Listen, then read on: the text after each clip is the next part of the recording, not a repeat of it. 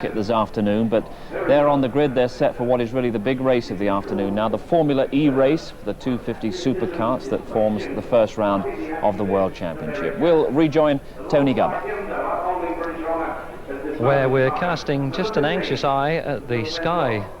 Steve, as you said, we've had a little bit of rain which has delayed things, and the race is due off in another couple of minutes. That's the 2-minute warning that you can hear, so it's perfect timing if the race does start. But there's a little bit of water on the circuit, and we've had an occasional shower, especially around Woodcote, and one or two anxious eyes have been cast in that direction, because if we get a shower on any part of this virtually 3-mile circuit here at Silverstone, then it's very likely that the race starter, Robert Langford, will in fact call a halt, and there'll be a delay and try to make a decision as to whether to go to wet tyres or not. And of course, with the benefit of our cameras around the circuit, we can actually show you that it is now raining at club, and this information obviously will be relayed to the starters. We've had the 2-minute warning, so let's hope that it does start, and it will be a problem for the drivers, because they really do need to make a decision about dry weather tyres or wet weather tyres. 68 karts are on the grid for this first round of the 1987 World Championship, and of course the British Grand Prix. There's the 1-minute warning. That's the front row of the grid at the bottom. A bit of a surprise to find the Frenchman there in kart number 79. That's Eric Gassin, the French Formula E champion, who's been very forceful in the timed races that have produced these grid positions. He's on the front row of the grid alongside Philip Glencross in kart number 15. Then comes Roger Goff in kart 5, and another surprise package in kart number 17. That's Peter Gray. But if you just look back to the third row of the grid, that's where we expect the real challenge to come. Martin Hines in kart number 2. Kart E was Lennart Bohlin, the new European champion, and also on the third row of that grid in kart number 1 is Wade Nelson, the defending world champion from South Africa. That's Hines with E on the back of his kart, although he's not officially European champion anymore. He lost that title here when Lennart Bolin of Sweden took the title yesterday. This then, the warm-up lap. It'll be a rolling start, 10 laps to be raced around Silverstone, just under 30 miles. For these, the kings of karting. These by far the most powerful machines, 250cc, generate about 80 brake horsepower, and they really can move. If you were with us earlier, you might have heard Martin Hines telling us that he expects the speeds down Hanger Straight to touch about 150 miles an hour. And already trouble on the warm-up lap. A couple of the competitors have collided, and it looks as though somebody's not too happy. Well, if they clear the track, it shouldn't cause a delay. The race should still continue. Plenty of marshals out on the Silverstone circuit to get those dead karts off the track. The sky, and there is still rain around.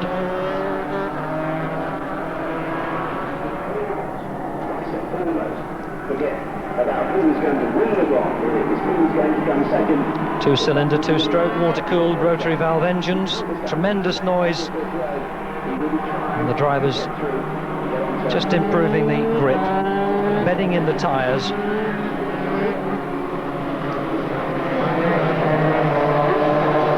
68 starters went out, but as you saw, we've already lost 3. Now this is the part of the circuit where the rain is falling, and a hand going up at the back, 1 or 2 drivers having early problems. And the important thing for Martin Hines on the third row of the grid will be to try and make Copse Corner in the first bunch of karts. Disappointed to be back on the third row. And Ian Shaw, who we saw win the British round of the European Championship here yesterday, even more disappointed. He's right back in the low 50s. Didn't manage to complete the pre-race warm-up a little earlier. Had trouble with the machine, and he's relegated right to the back of the pack, so it'll be a real race for him if he's going to work his way up through the field. He's number 4. And if you happen to spot kart 94, that's Monica Strath of Sweden, who's the only lady driver. So the warm-up lap almost completed. Underneath the bridge that connects the centre of the circuit here at Silverstone with the outside world. Around this new addition at Silverstone, which has added about 4 or 5 seconds the warm-up laps. The red flags are visible, and I think Robert Langford will not give a start here, the man in the pace car at the front. It's no start, very disappointing situation of delay and uncertainty. Cease, you can see the procession of mechanics coming down from the pits out onto the circuit. There are little piles of wet weather tyres all around here at Silverstone, and it's been officially declared a wet race. You can see the notification to the drivers, and that means that they have to race on wet weather tyres. Of course, one or two of these drivers in the better finance teams will have spare cars, and it may well be that the spare cars will already have the wet weather tyres on and that they will be brought out. And there's a typical change, and you can see the wet weather tyres have already been fitted to kart number 76, the second car of Poul Pedersen, the former world champion and the former European champion.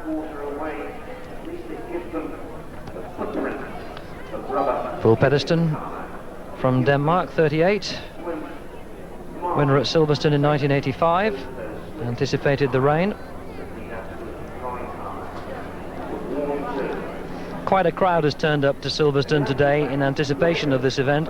Although one or two, and we expect these Formula E machines to be lapping at about 116 miles an hour in just over 1 minute and 30 seconds.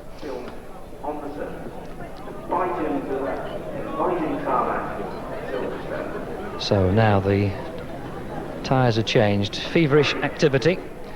And just looking down at one or two of the machines there, that's kart number 39, we can see Peter Wall,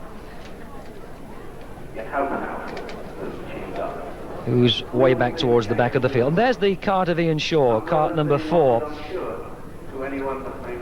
If you saw the race here for the British round of the European Championship yesterday, you'll have seen Ian Shaw just on the left going out of picture, swinging his arms. Take that race ahead of Martin Hines.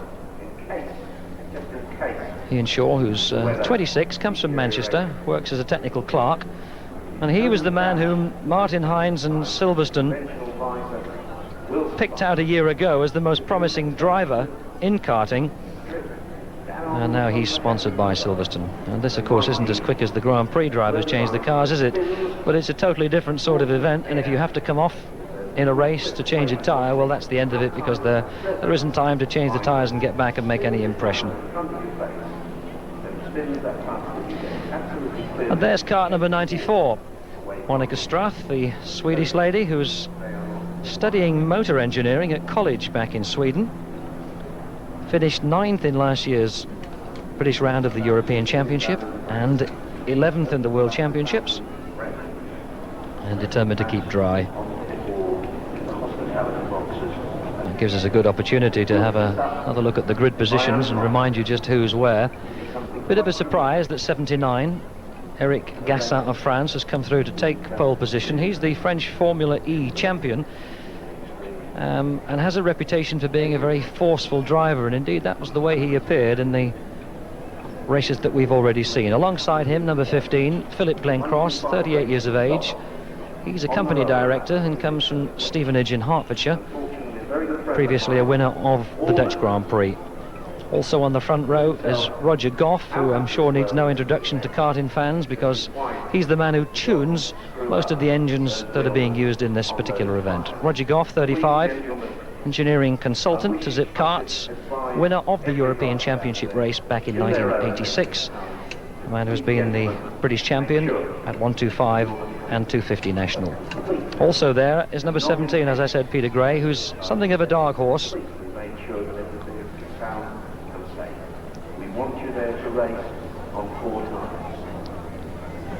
And there, just on the right, is the kart of the man in pole position, kart 79, Eric Gassin. Just getting aboard the machine. Remember, these machines have very little clearance from the ground. It's perhaps only an inch. And terrific road holding. So unlike the Grand Prix cars that you might have seen race around Silverstone in line abreast, these vehicles use every inch of the track. Number 5, that's Goff, and 17 on the left, Peter Gray. This is the final Grand Prix event here of the afternoon at Silverstone. We've already had the races for 125, 210 national and 250 national.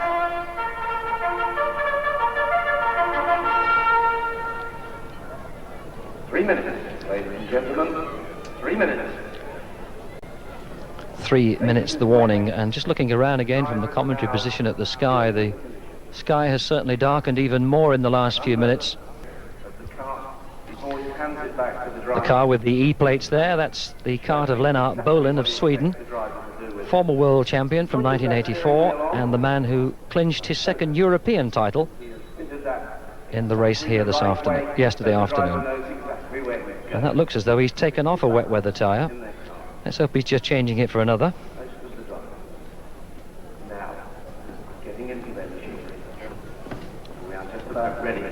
And this may well indeed be the second car of Bolin that he's just putting wet weather tyres on as a precaution.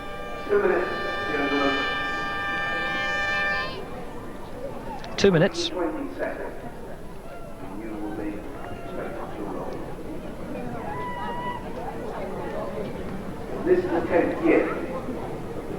Fastest part of this Silverstone circuit, remember, is Hanger Straight.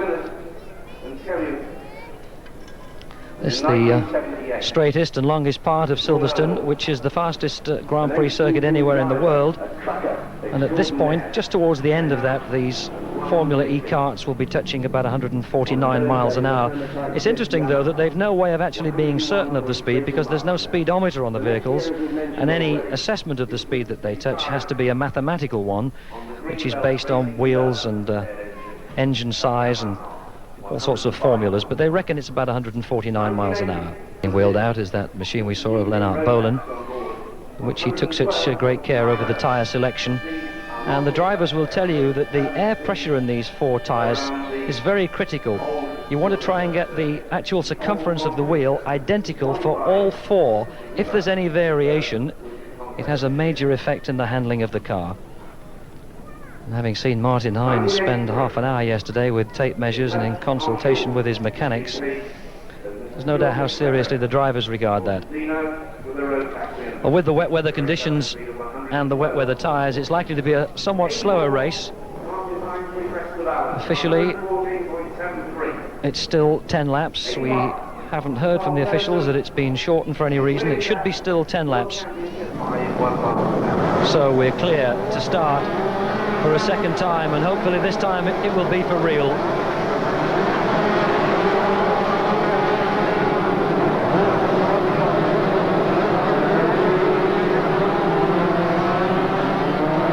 And somebody didn't get away. It looks like kart number 95, that's Hakan Vidas, who might just manage to tag on at the end. Still little drops of rain falling, and you can see some spray coming up from the tyres. This, remember, is the warm-up lap behind the pace car.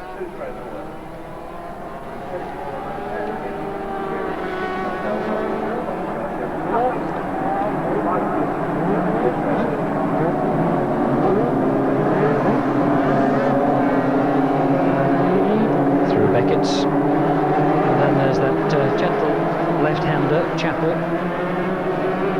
and then up through the gears and the fastest part of the circuit. And you can see just how wide it is there. You could probably get 10 of these little carts side by side down that stretch. Indeed, sometime during this race we might well see it.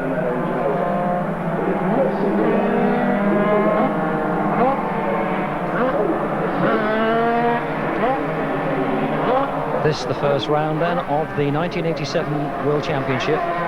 3 races to decide the world champion. Still to come, the races at Nürburgring and Le Mans in a few weeks' time. Points at stake: 15 points for the man who comes home first, 12 for the man who's second, 10 for the man who's third, and then down 9, 8, 7, 6, 5, 4, 3, 2, 1.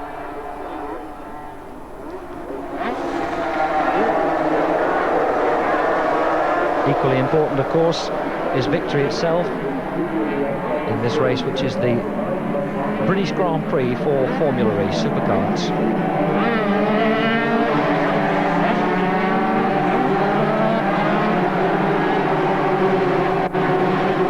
And that's Martin Hines, who's got problems. Well, Martin Hines is a victim. He can't keep pace with the pack. He's obviously lost acceleration, and he's just going to have to limp round and into the pits. And I'm certain that Martin Hines will now be hoping that the weather changes dramatically in the next 30 seconds, and that for some reason the RAC officials decide on a no start, because if they do, that would give him a chance to get back to the pits and get into his second car and still start. But at this moment, Martin Hines is out. The yellow flags are out. There's no sign of a no start this time. This is for real. So Hines has gone. What a disappointment. And if he thinks quickly and gets back from the circuit, we might end up with Martin Hines in the commentary box, although I dread to think what he's got to say. So Hines has gone.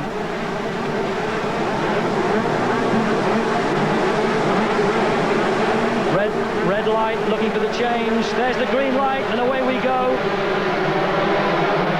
On this mad dash for the first turning around Cops.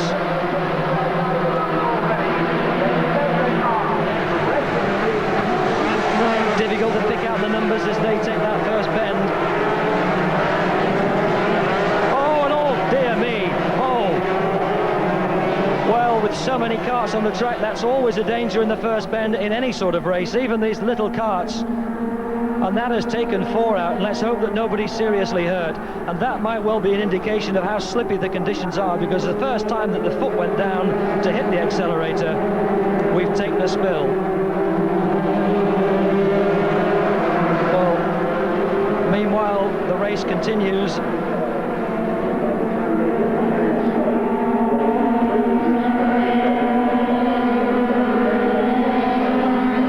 Well, this is the race for the lead. Meanwhile, we wonder what's happened to the drivers who took that spill at the first bend.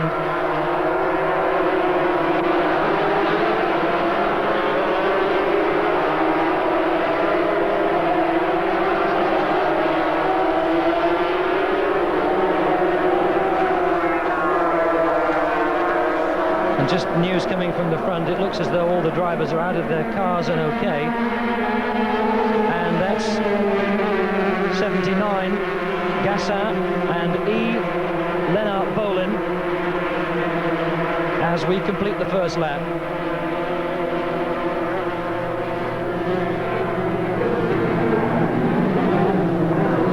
There's the 4 drivers involved in that spill. At least they're all on their feet, and it looks as though they're all okay. As we complete the first of these 10 laps, and it's Leonard Bolin who leads from Roger Goff in second place in the red cart. Bolin, the new European champion, and number 19 moving through. That's Dick Curran. So it's Bolin and the Frenchman Gassin.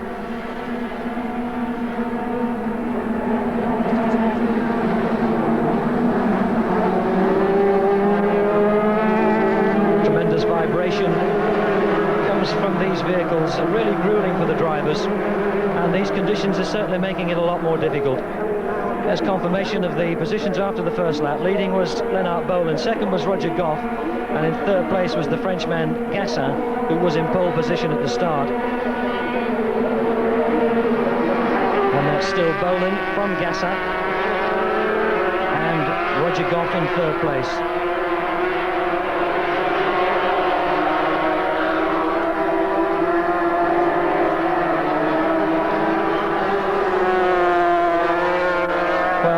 Bolin and Gassin competing for the lead, as we can take a look back at that dramatic start.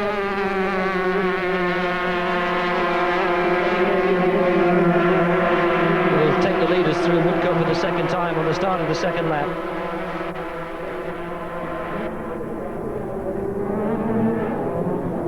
Gassin, the French Formula E champion, leads from Lennart Bolin. And these two pursued by Roger Goff, who just slips through into second place.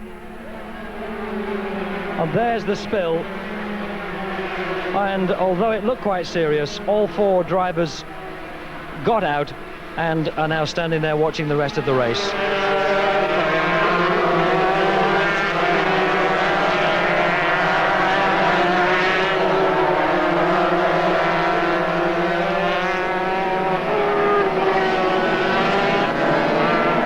So Eric Gassin in car 79 ahead of Roger Goff, and Bolin in 3rd place.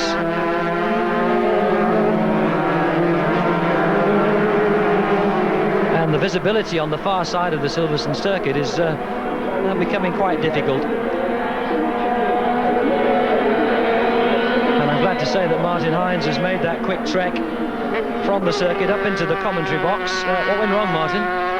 Well, as we went out of the pits, the clutch just blew to pieces, and I couldn't even drive around to the pits to change over to the other cars or anything. But it's a bit of a rush to get back here, but we got here. I mean, say, Gassin's going wonderful. A brave boy. I mean, say, it's dreadful out there. It really is. You say a brave boy. We saw 4 carts go out on the very first bend.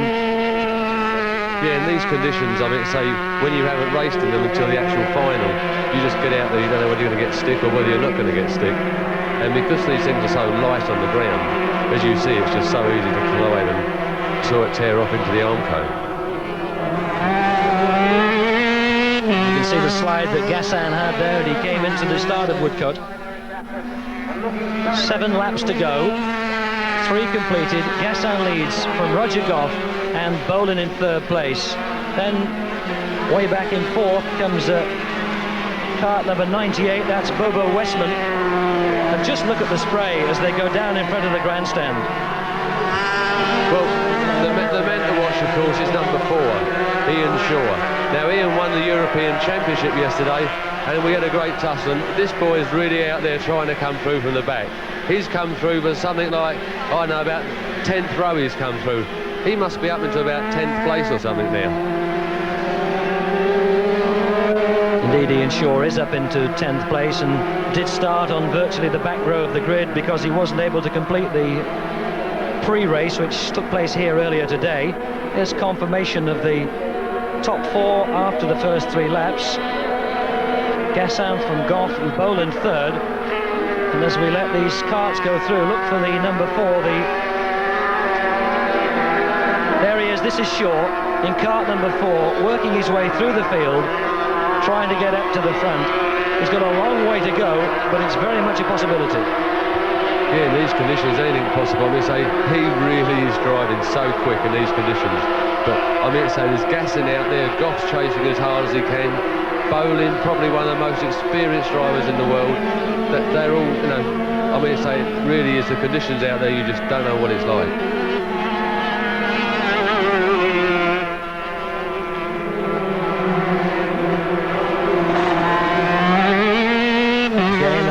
Slip from the back wheels as Gassin comes through Woodcut. 4 laps gone and 6 to go. Still Roger Goff in 2nd place, Bolin 3rd. He gets a bit of a slide as well. Yeah, I'm afraid everyone gets a slide out there. It really is murky out there. I mean, now it's sort of raining, but within a lap it could sort of fairly dry out, and then of course they've got problems in trying to keep their tyres cool. So you will find them trying to drive into puddles at times, which will cool down the rubber, where on the drier parts of the circuit the rubber will start to blister. So it's important to find the wet bit now and again. Number 15 who's pulled out there, that's Philip Glencross, who's had to retire. Sharp left-hander, where 1 or 2 have skidded here today. Fights to control it as he accelerates. There's Roger Goff, and Lennart Bohlin just managing to hold on to 3rd place. And Ian Shaw is now 6th, so he's still improving. Well, Ian's up to 6th place now, which really is motoring on. And also, I see at the front there, we've got our friend Gray there. I mean, I'd say, really, Peter has had no sort of major success at all, and he's really showing them the way home today, a lot of the boys. at this stage of the British Grand Prix. It's a one-horse race for the Frenchman, Eric Gassin, leader with half the 30-mile race run. A man who has a reputation, Martin, for being quite a forceful and aggressive driver. Yes, indeed. I mean, he is without doubt the best in Formula E in France. And it's a funny story, in fact, because his father, I used to race against his father, funny enough. I'm not really that old, but I did used to race against his father. And in fact, Eric, I mean, really, I've raced 2 or 3 times against him this year. He has been an absolute force to reckon with. Unlike myself, in fact, he manufactures karts as well in France. So, you know, we've got quite a lot in common, really. But I'm not quite as old as his dad, honestly. Goff in second place, and Bolin has dropped back to 4th, but we're interested to see where Ian Shaw is.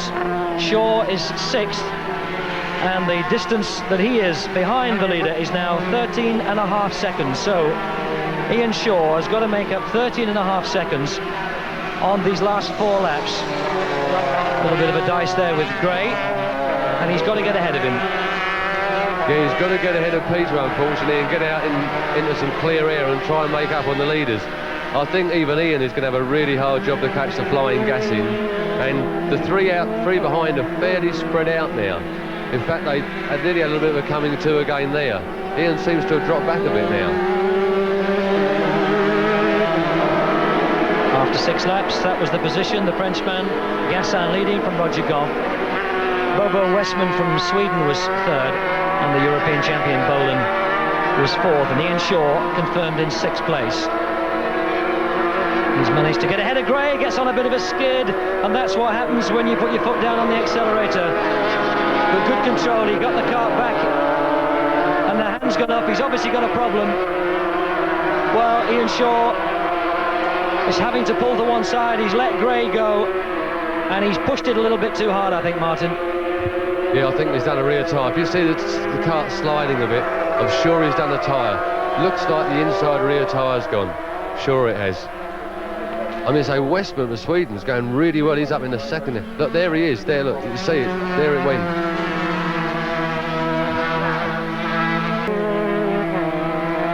And that was the position after 7 laps. Bobo Westman of Sweden, who had moved up into 2nd place ahead of our own Roger Goff. So it's France, Sweden, and then Roger Goff.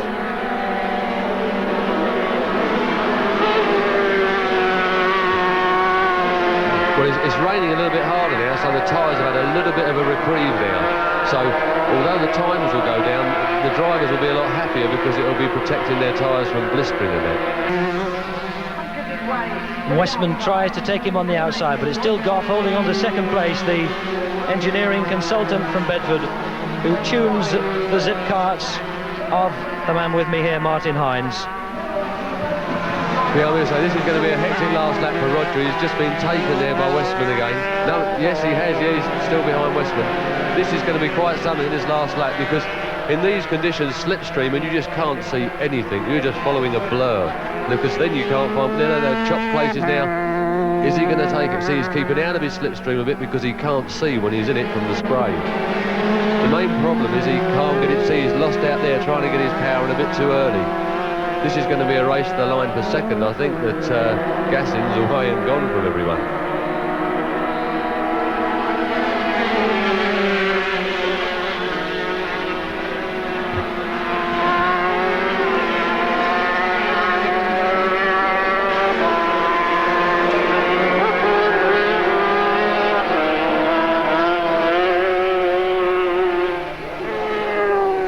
Gassin has gone around club. This is the battle behind him for 2nd and 3rd place. Westman and Goff together.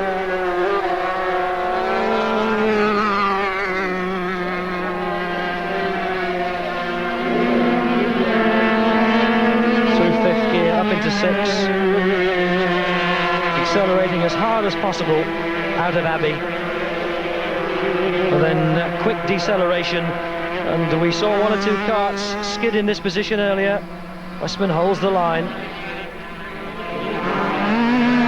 And Gassin has now started his last lap. This is Gassin. And let's look for the 2 carts who will come around Woodcote, there they come, and the lead is just over 8 seconds for Gassin, so unless he has a disaster on this last lap, the Frenchman Eric Gassin is certain to win this British Grand Prix for Formula E and take 15 points in the first round of the World Championship. Well, I think it's for sure old Gassin is going to be there. I'm going to say good luck to him, because he's driving really superb in those conditions. Roger and Westman, well, I don't know, coming under the old Daily Express Bridge, I think it's going to be the problem for into Woodcote for the last time. And the rest of them are all pretty strung out now because of the weather conditions.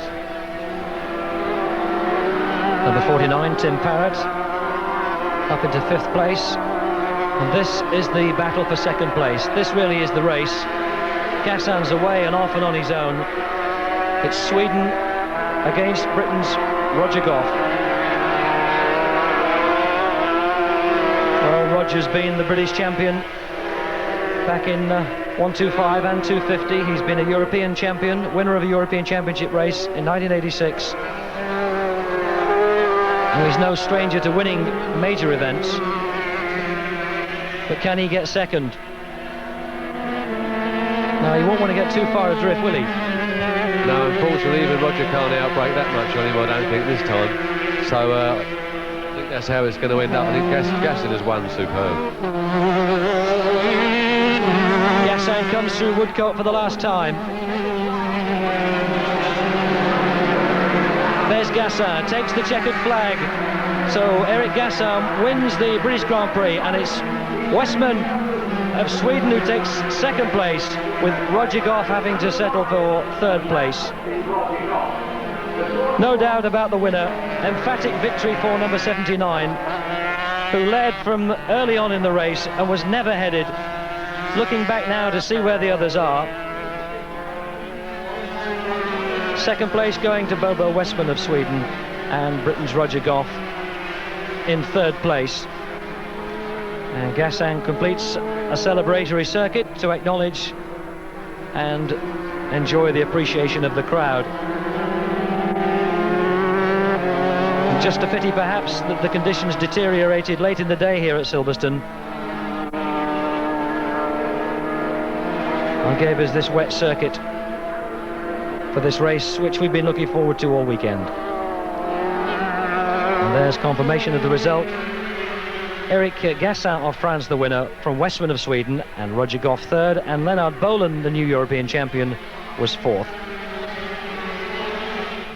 Battling the weather at Silverstone. As far as our battle with the weather in today's cricket is concerned, we've done pretty well. Just 2 matches still going on. We're at 1.